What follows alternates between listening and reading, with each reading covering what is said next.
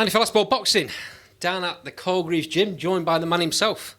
How are you, pal? I'm good, Andy. How are you, mate? Yeah, really good, really good. First and foremost, good Christmas and New Year? Yeah, nice. Yeah, had a nice break. I always like to try and enjoy it because it's about the only proper break you get, Christmas and New Year. So saying that, there's been many years where I've had to give Christmas and New Year up because I've had lads in big fights. So it was nice this year, yeah, to enjoy it. I'm guessing that was the same when you were fighting as well.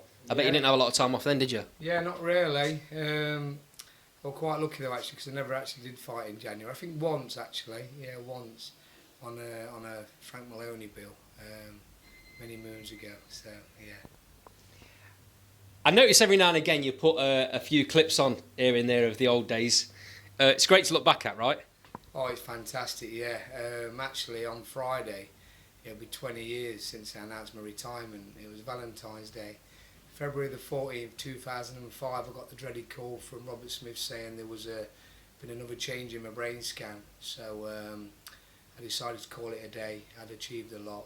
Still a little bit more to give, but unfortunately I made the right decision looking back now, and I've gone on to do big things, and I'm really pleased with how it's turned out. Is it the same buzz being a trainer and watching these lads grow? I mean, we've got Harvey Elding's in the gym tonight. He's got a Commonwealth youth title coming up. You've seen him since the very start. Is it the same as being in the ring yourself, watching these kids come through? Yeah, it's a different satisfaction, but it's great to see the progress of some of these fighters. And Harvey's come on leap and bounds. I've known him since a young lad. I think he was coming down the gym about 10, 12 years old. I think he started off doing bits with Nina Bradley and Nathan McIntosh, and it just went from there. And he ended up doing a few PTs, and his dad used to bring him over to train with me and Adam, and he's just gone on to do great things. When he wanted to turn pro, I was a little bit dubious. I thought, you know what I mean, have a bit more amateur experience and all that. He was still young, but he's gone from boy to man overnight, and he's doing fantastic. So, Magna Centre, 8th of March. Like I say, he's in this Commonwealth youth title fight, featherweight title fight against Jimmy Burnside from Shinfields down the road. There's been some great fights between Carl Greaves promotion fighters and Shinfields fighters over the years. Just in recent times, last year we had the Sean Bruce Fraser Morgan fight, which was great on their card. Yeah, fantastic fight.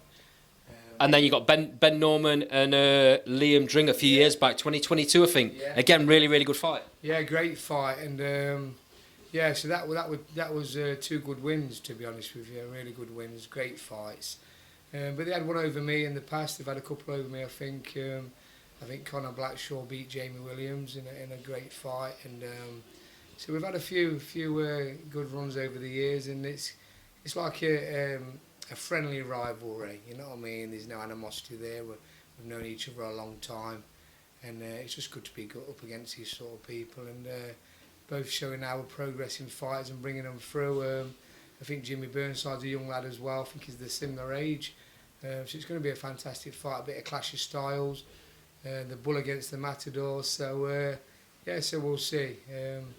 I'm pretty confident that Harvey will do the job, but they'll be confident as well. It is very interesting, the similarities between the two, apart from the styles.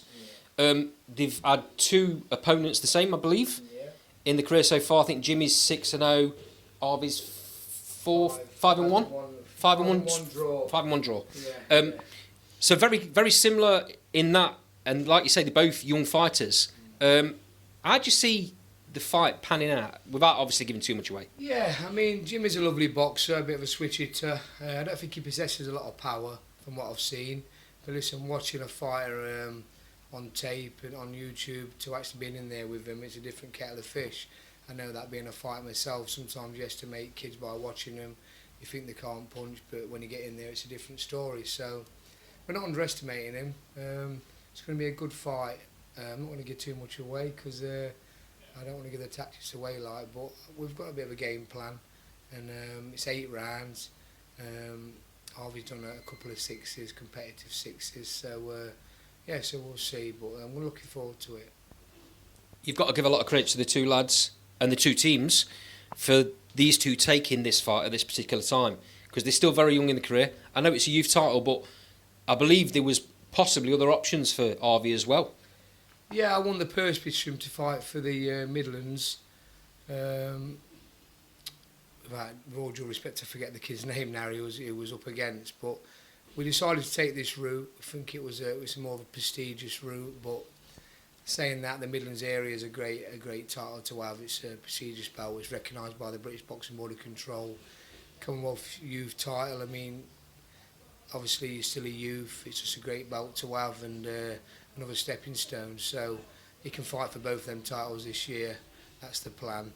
And don't need to rush kids, you know what I mean? But they all want to, you know what I mean? They all want to run before they can walk nowadays, and just got to slow them down a bit and pick the right times, the right moments to progress these fighters. I mean, I've got a lot of experience. I've brought kids through from scratch and gone on to do big things, so I know what I'm doing when it comes to building a fighter. So I just hope they like to listen and learn and take my route, but sometimes they're rushing you all the time, but that's the way it is. That's modern society. It's everything now, isn't it? But, like you've just said, this Commonwealth Youth title is an 8-rounder. If he goes in for that Midland title, that's a 10-rounder. So it's a progression there, again. Yeah, there's lots of opportunities out there for kids nowadays, far more than when I was boxing. And they're moving a lot faster. I mean, the modern day, the modern ways, the technology and all the nutrition and the science in boxing now, it's a lot different from when I was boxing. So they're very, very fit kids nowadays. You haven't got smoky work in men's club, you haven't got smoke inside arenas now like we did back then. I'm going on like I'm an old man, but it's that's what we had to put up with, you know what I mean? They're very, very lucky nowadays, and the way the boxing's progressed, the way the pad work is now, and the way your technique work is a lot more, you're getting taught a lot more now, in my opinion, and that's fantastic for the fighters. Okay, I can't wait, by the way, to go down to that show. Last World Boxing is going to be there. Anybody that wants a ticket, I've just spoke to Harvey and he was telling me that you can buy tickets from him on his social medias, on his Insta. He's doing really well, by the way, from what he was telling me with tickets. Right. Yeah, he's doing well.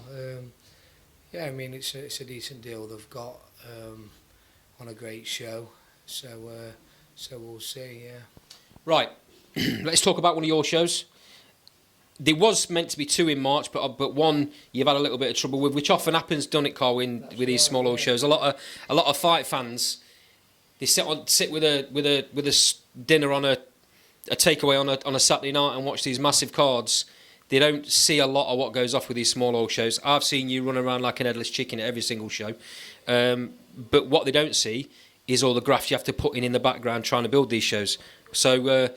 Tell us a little bit about what's happened with that one that's not now happening on the 1st. Yeah, well, obviously I had a good show at the Mattioli Arena in Leicester, and it's a big venue, it's a TV venue. You need a good card really to make it worthwhile, and bit by bit it was falling apart.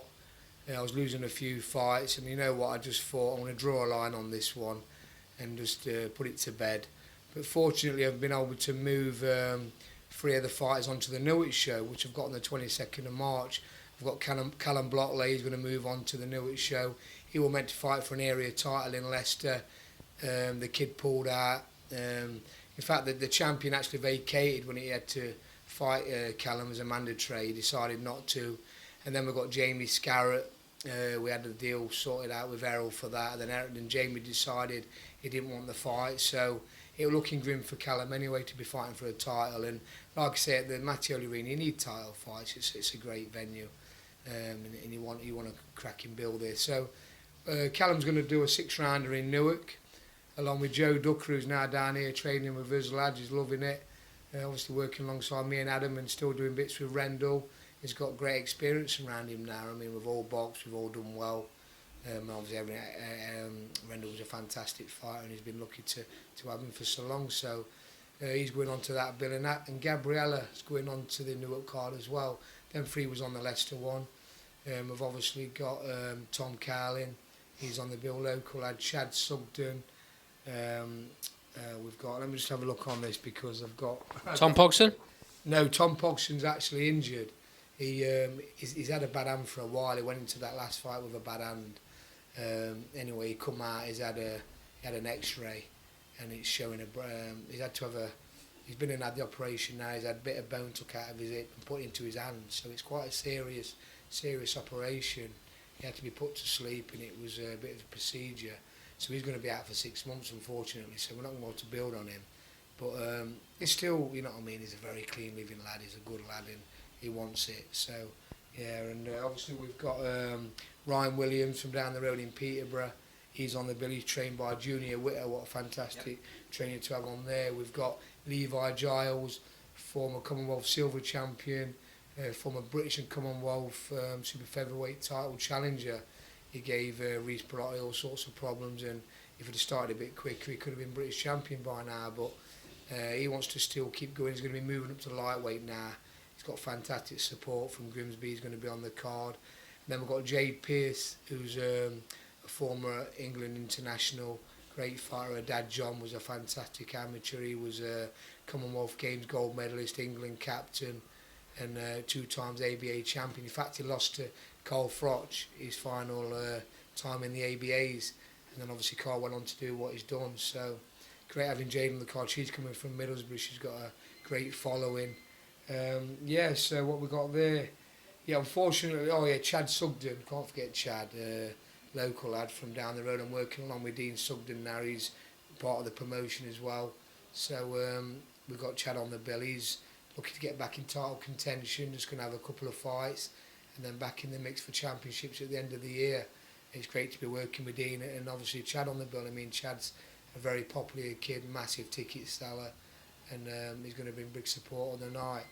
And then obviously, unfortunately, we've lost Jade Grierson. Jade was topping the bill in an English title fight, but she just got a few personal problems. She don't want to box on this show. She's going to sit it out, which me and Dee's very disappointed in. But what do? You got to take the fighter's decision, and that's what she decided to do. It's a big blow for the show, but it's still going to be a fantastic night. And then obviously we've got Dan Cooper as well. He's in the process of getting medicals. It's going to be 50-50 whether he's on the card in time, but all in all, a fantastic card. We've got 8 or 9 great fights, and it's going to be a big night. Newark Showground, mate. What's the arena called? Lady Eastwood Centre. That's the one. It's one of my favourite venues in the Midlands. I think the layout and everything, the atmosphere, with it being such a low ceiling, the atmosphere is fantastic in the arena. Yeah, it's great. I mean, that's where I first started out at the showground. My first ever show was in October 2007 at the Cedric Ford. It was the one down the road. It's in the same, obviously, Newark Showground. It's just a smaller version. And that was a fantastic night. It's great to still be promoting in Newark. I mean, I like to do 1 or 2 shows there a year. And I've packed a few in there over the 161 that I've promoted since 2007. It's been unbelievable. But it's great that I'm now in the big one there. I think there's an even bigger one that we're going to look to fill eventually. That holds about 3,000. So plenty of space at Newark Showground for these local fighters and the local talent we've got. It's great to keep it local when you've got so many good fighters down at the gym. Little bit of a shout out for all the kids that when I walked in the gym earlier on, mate, and I saw all these little kids tapping away on the bags, and you pushing them on the circuits. It was fantastic to see. Yeah, well, that's called the Ketts Boxing Academy. It's Adam Kettleborough's. It's his academy. Him and Emma Dolan train the kids, but Adam's not very well tonight, so I filled in for him, and it's been a long time since I've done the kids. I've done bits and bobs with them, obviously, when Adam's been ill and been away, but it just brings back memories from when I was training the kids a long time ago. And I still like to do bits and bobs, but it is hard work. Some very talented kids coming through, to be honest with you. Like I say, they're getting great training, and if they absorb it all in and take it all in, they're going to be good fighters in years to come. Bit of man flu, I'm being told by Adam's other half, so get well soon, pal. Speaking of Emma Dolan, I saw her in the gym tonight training the kids. She loves it, don't she? Oh, she loves it, yeah. Very dedicated, a great fighter, British Commonwealth champion. Big fight to announce for Emma soon. In fact, I'll give you the exclusive. She's going to be fighting on April the 4th at York or Bethnal Green, London, defending a British and Commonwealth title against mandatory challenger Lauren Parker, former European, undefeated European champion, both in the world top 5, rated in the top 5. It's going to be a great fight on a GBM promotion. Big thanks to them for putting the fight on. And yeah, we're looking to move Emma to a world title by the end of the year. And I think having GBM behind us now, we're gonna do well. I don't know about you guys. Emma doesn't really give a lot away. She's very cool. She's very laid back. But it must be the most frustrating thing in the world. You go onto a matchroom show and fight the Golden Girl that they put up as the Golden Girl. You've done that a few times now, by the way. You've gone on their shows and gave them a good spanking. Yeah, that's right. Yeah, I've got obviously the good one with David Avanesian beating Josh Kelly. Great one. I've had some. When I look through the history of the upsets I've had, I mean, they go on about all these top trainers. But all these top trainers have all been in the home corner, all been favourites. How many of them have actually got in there with an underdog and upset the apple cart? Not many. I can honestly say I've done many and many upsets on big shows. I'd have to sit down one day and go through my list. I think people would be shocked. We've caused some big upsets over the years. And that was a big one as well for Emma Dolan. Another one I was very, very confident with alongside the Josh Kelly fight for David Avanesian. And what happened there was Emma, they had options on Emma. They had 3 options on her. The first one was a rematch clause against Shannon Ryan. Shannon didn't want the rematch. Obviously, Matchroom had Shannon under contract, so they had to bring her back. The option was to bring her back with a fight once she got beat. So they decided not to take the options on Emma, which is crazy, really, when she beat their fighter. So unfortunately, that's how it's panned out, and we've been sat on the sidelines for 8-10 months, I think it is. And it's been very frustrating times. Boxer was said that we had a big chance of going on that all-female show, and that never happened. Very disappointingly, they decided to go with another fight. So, listen, I looked at their loss. I mean, Emma's a great fighter. She's got good attributes. She's tall, she's long. She's going to be an handful for anyone to beat, and I'm really confident she can go on to win a world title with the right promotion behind us and the right backing, because it's not easy being a small old promoter and having no TV. You're grafting, and you get them to a certain stage where you just can't take them no further because you haven't got the budget without busting the bank. And obviously no promoter wants to do that unless they've got TV backing. And so that's where we're at. But thankfully I've spoke to Izzy. I've got a good relationship with Izzy at GBM, and he's going to get behind Emma now, and we're going to push on and let's try and get this world title fight. I don't understand it, mate. But I saw the social media buzz when the possibility of Emma and Lauren Parker fighting on that all-female card at the Albert Hall. Everyone was wanting it. Yeah. Why did the promoter not see that? I know, very disappointed. I mean, I could sit here all night and go on to the history with me and Boxer and Ben Shalom. I did a lot for that promotion at the start. You matchmade, right? I was matchmaker, but I also promoted the first 4 or 5 shows for him. I don't want to go into things. I could slag him off. I could say things. I'm very disappointed how it's turned out, and I'm very disappointed they didn't decide to put Emma on the card. Basically, they said you've got a chance, and then they come back and said that we're not going to go with Emma. We're limited to 6 fights. And then obviously when Savannah pulled off the show, there was a slot available, and it were down to Emma Dolan against Lauren Parker or Chloe Watson against Jasmina for the European, and they decided to go with that fight, disappointingly. Listen, if they get a pull out, you know what I mean, they're going to probably come back to us, but we've made our mind up now. We're going on the GBM, we're going to be loyal to Izzy, and we're going to push on. That's down at your call. Yeah. You could say that that's Lauren Parker's backyard. Yeah, it is, yeah. But Emma's a road warrior, right? Yeah. She don't care. She don't care. She'll have a bit of a following there as well, because obviously she's obviously Norwich, it's down that way, and obviously Newark, it's straight, you know what I mean, straight down the A1, A1M, M11. So she'll have a good following, but obviously not as big as Lauren, because she's Stevenage, it's her backyard, I would say. But she'll fight anywhere, anytime, any place, anybody really.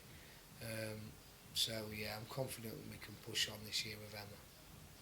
Right. Couple of questions before I let you go, mate, about, I don't know whether you're going to want to answer these or not. It seems to me that in the last 2 years, there's been a distinctive change in how female boxing's perceived across the UK even. At one point, you've got one of the biggest promoters in the UK pushing female boxing massively, having Katie Taylor on his promotion. All of a sudden, there's no female fighters on cards. Certainly not headlining like they were. What's your feeling on that? I was in Philadelphia when David boxed Boot Ennis and had a bit of a chat with Eddie, and he was basically saying to me that female fighters are asking for too much money now. He said the demand just isn't there from like it was, so he's not really keen on female boxing now. He just told me, look, Carl, they're wanting too much money, the demand's not there, the market's not there for it now, so I'm going to fizzle out of it. And I think bit by bit you'll see Eddie coming away from female boxing. He's got a few fighters still, and he might put 1 or 2 on his cards, but you don't seem interested. Frank Warren's never been a lover of female boxing, and to be honest with you, he's had a bit of been a bit unlucky with who he's signed. I mean, obviously Raven Chapman's a great fighter, but she got well beat by Sky Nicholson for the world title. And then Anna Rankin, he invested in her. She ended up getting beat on her first fight for Queensberry. But he's got Chantal Cameron, who was with Matchroom. She's a great fighter. He's doing well with her, but we'll see. But like I say, I mean, obviously Boxer's big into female boxing, and obviously Izzy likes it. So that's good for boxing to keep it going, because, like I say, I've got this Jade Pierce coming through. She's a very, very good fighter. I mean, obviously Gemma Richardson's just signed with Steve Wood, and there's some good fighters coming through female, and it'll be a shame if it does fizzle out. But in the amateurs, it's very, very big female boxing, and we'll see. But as long as we can get Emma to win a world champion, and that's a goal, before it does actually evaporate female boxing, then I'll be very happy. Really disappointed, because you can argue that in the last couple of years, some of the best fights, world title fights, have been female fights. Unbelievable. I mean, Katie Taylor-Serrano, Katie Taylor, Chantal Cameron, Natasha Jonas and Terry Harper. Been some brilliant fights. And this one coming up, Lauren Price and Natasha Jonas, what a fight that's going to be. You know what I mean? It's a good card. Michaela Mayer, Sandy Ryan too's coming up. Michaela, that was a great fight, wasn't it? There's been some fantastic female fights, and I'm just hoping they can keep going. But this 3-minute rounds that they're asking for, I don't think they should be doing it. I think 2-minute rounds, what it is to me is it keeps it exciting, it's fast, furious, you know what I mean? They're just going for it because they know it's 2 minutes, and it's exciting. It's exciting. I think if you give them 3-minute rounds, it will slow it down a little bit, and it will get a bit more boring. But I like the 2 minutes for females. I think they go at it, crash, bang, wallop, and you've seen some exciting fights. Why change it? And the only thing is, it's obviously 3 minutes in the amateurs, which is a bit confusing. So obviously, when they turn pro, they're going back down to 2 minutes. But I like it. I like the 2 minutes for females. Emma will disagree because she wants to do 3 minutes with her style, but I do like the 2s for female. That's because Emma's a monster. Yeah. And she wants to take people apart. Yeah, she's fit, she's dedicated, and she's got a great engine. She's a good athlete, you know what I mean, good runner, good at strength and conditioning, good boxer. So, yeah. Couple more, mate. Lee Wood's announced his return. Yeah. May the 10th at the Nottingham Arena against Anthony Kikache. What a fight. Great fight. Kikache, I know him well, obviously. He beat Sam Bowen on a split. He won the British title from Sam. An under-par Sam, I will say. He had a bad night. But Kikache's a good fighter. Look what he's gone on to do. Obviously, winning the world title. Bashing up Joe Cordina. And I mean, he was a big underdog there. No one expected him to win that. And won the IBF world title. It's a shame he's vacated, and he had a mandatory in place, because it would have been nice for Lee to fight Kikache for the IBF and the IBO. I mean, obviously IBO, it's for the IBO world title. It's not quite as recognised as the others, but listen, it's a big fight. It's a good fight for Lee. Tough fight. He's been out a long time. Kakachi's been active. But listen, you can't write Lee off. Over a year, I think Lee's been out. Are you a little bit surprised? I'm not surprised because of the mentality of Lee, but are you a little bit surprised he's taken such a big fight first time out after being so out for over a year? Yeah, I'm not surprised. I think it's shit or bust, really. He'll be one of them. If he wins it, happy days. He'll go on and have another big fight. If he loses, he'll probably call it a day. But what a fantastic career. I mean, obviously you got to look back from many years ago when he got beat by Gav McDonald and look what he went on to do. I mean, what a warrior. He's been on the brink of defeat many a time, and he's turned it around with he's got power. He's got a big heart, great chin and good power. And listen, you can put him down, but he'll get up. You've got to nail him down. He reminds me of very much of a Carl Froch, his good friend. Another one, big heart, great chin, will to win. You have to nail him down to beat him. And very similar fighters. And you can't write Lee off, but you'd probably just have to favour Kakachi in this because of his activity. And he's on a great run. And he's been on some big shows. And looking forward to it. It'll be a great night of boxing, another big night for Nottingham. And I think the reason Lee's been inactive as well is because he was hoping to get this Nottingham Forest City ground 1A and it never happened. But finally he's back in Nottingham and we're going to see him. My understanding is, I might be wrong on this, but you know, rumours and all that. My understanding is he comes through this, then there's the potential that later in the summer that could happen at the City ground. I think they're open to it. My understanding for the first one was that the timing just didn't work, which is a real shame. Yeah, well, they had that concert booked, didn't they? And there's a lot involved in outdoor stadium fights. I mean, the weather's a big gamble as well. And obviously, City Ground's never had boxing. So I presume, obviously, the council and that. There's a lot involved. And if it was easy, everyone would do it, wouldn't they? But it's just hard, you know what I mean? So it'd be nice one day to get it at the City Ground, and hopefully I'll get a few of my fights on the undercard.